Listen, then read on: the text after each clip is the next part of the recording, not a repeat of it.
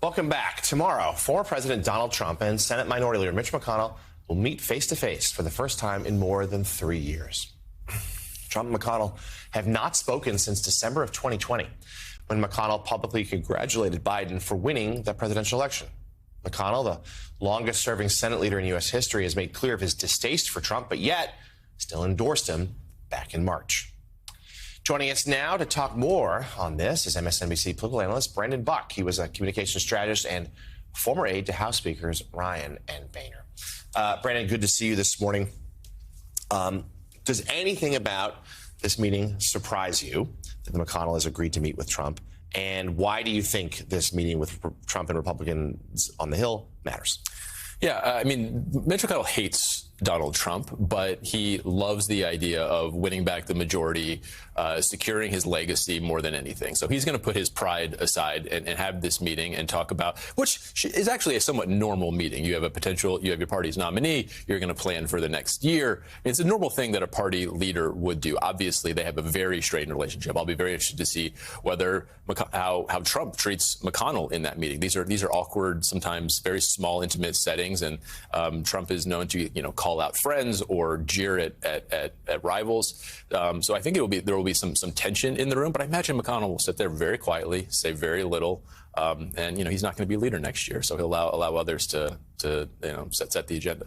So elsewhere in the Republican Party, we had some primary results last night, including Nancy Mace surviving a challenge backed by former Speaker Kevin McCarthy. What's your take?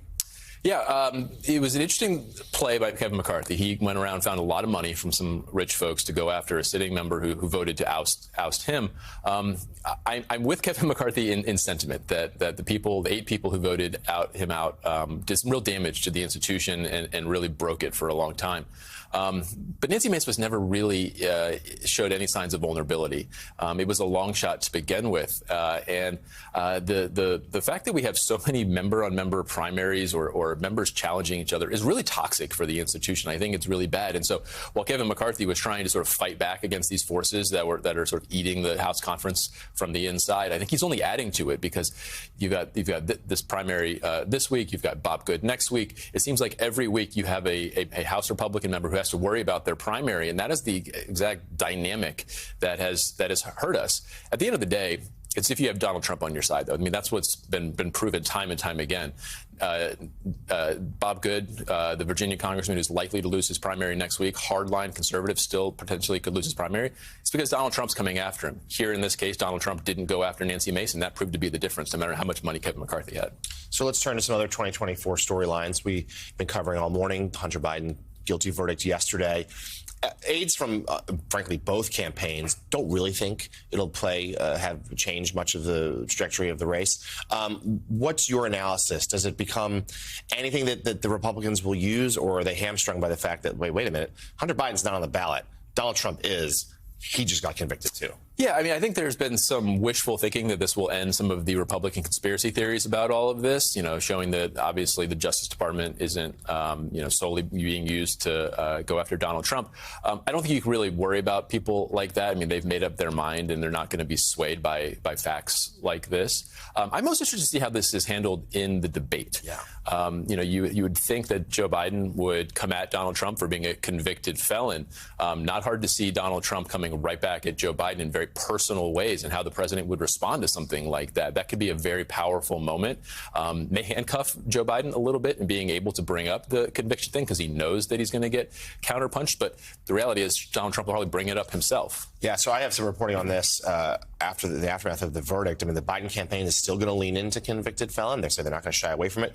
Biden himself will probably on occasion do the same, potentially even at the debate. And some aides are encouraging, or at least talking among themselves, that if Trump does come after Biden about Hunter, which I'm sure he will, President Biden will take it personally, that maybe it would be okay to flash some anger. That would be a normal, personal, human response. And we know Americans, a lot of them could really sympathize about people who are struggling with addiction. Yeah, if he's able to rise above it, I think that would be smart, because in some ways it's depressing. This is the thing that we're arguing about, whose conviction is worse, and doesn't inspire a lot of the gravity of the moment that we should be talking about. I don't think at the end of the day, either conviction is really what people are going to be voting on.